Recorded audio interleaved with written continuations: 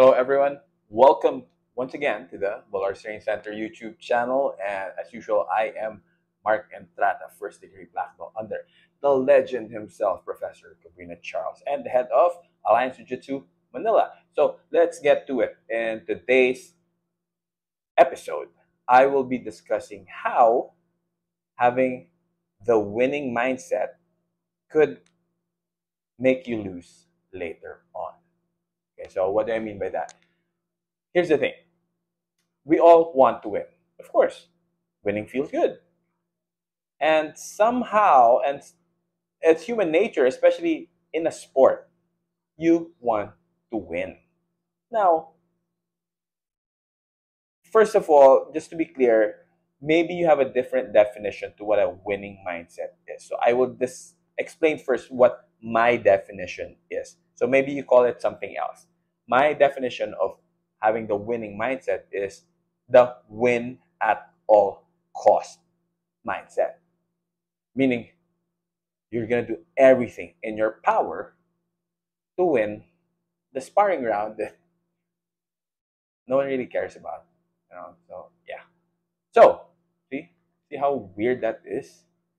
So why is having the winning mindset something that can eventually make your progress much slower and later on cause you to lose even in regular sport? So let me tell you a quick story. Before, when I was a white belt and even as a blue belt,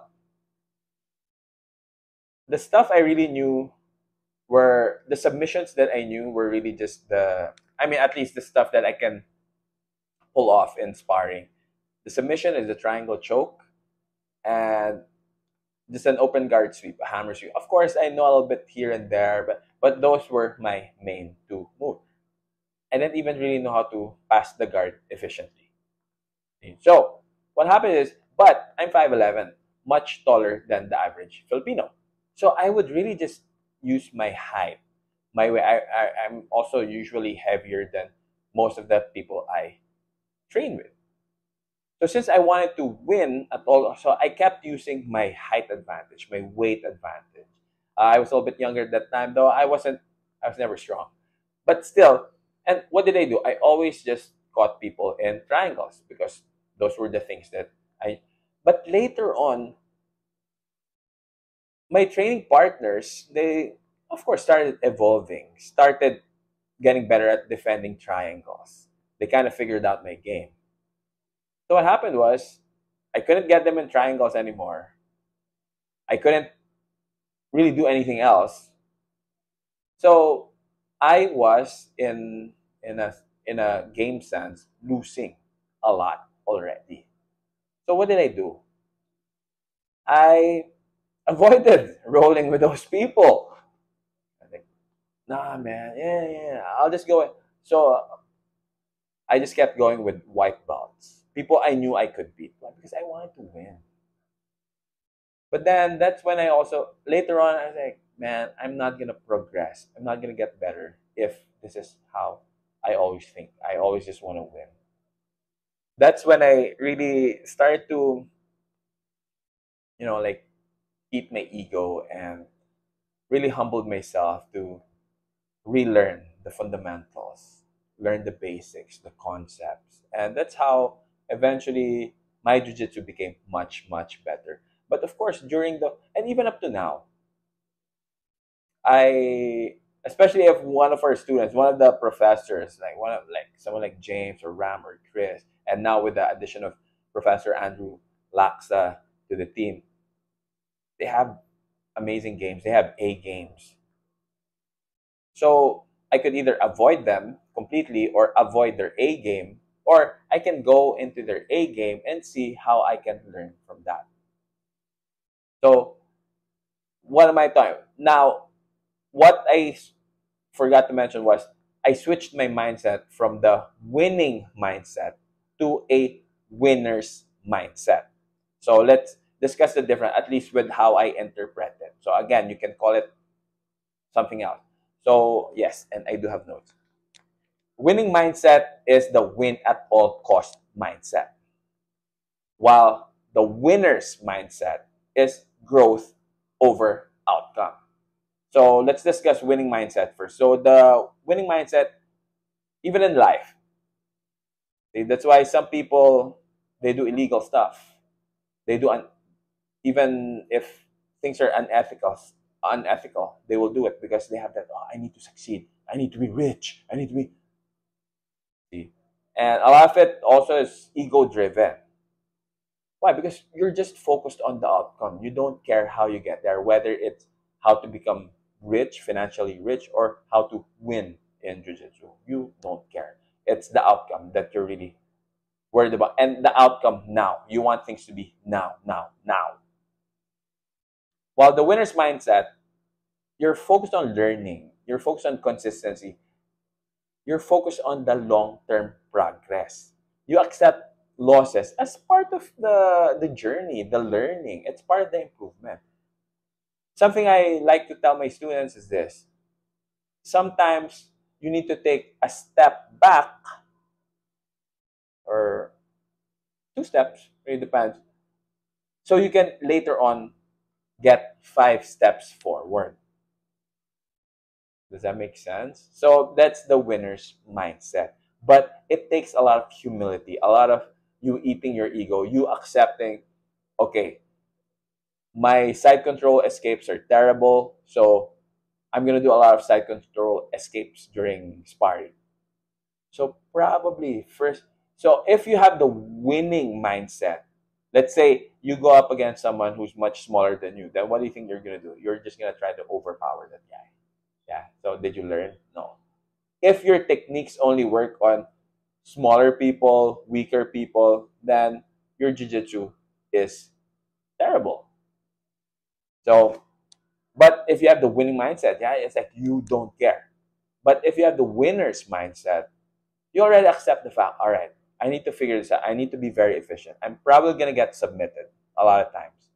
But every role, you have to take down the, or as Professor Cobrina calls it, download the information. Okay, I'll try to do this. Oh, this, then, oh, this worked. Oh, I progressed my position. But it may take some time.